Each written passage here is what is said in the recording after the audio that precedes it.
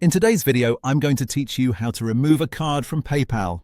If you no longer want a card linked to your PayPal account, the process is very quick and easy.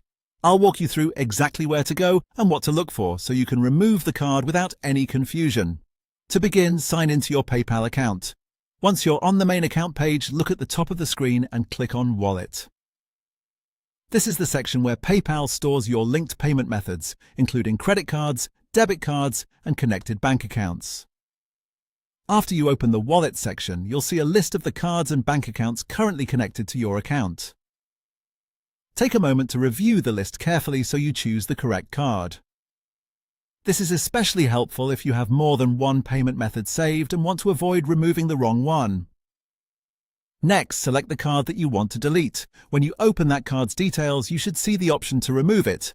Click Remove Card and then confirm your choice when PayPal asks you to. This confirmation step is there to make sure the card isn't removed by accident. Once you confirm, the card will be deleted from your PayPal account.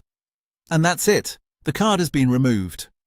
As a quick tip, if that card is your preferred payment method for purchases or subscriptions, you may want to update your payment settings afterwards so future transactions go through smoothly. Also, if you're trying to remove a card but don't see the option right away, make sure the card isn't currently being used for a pending transaction or set as the only available payment method on the account.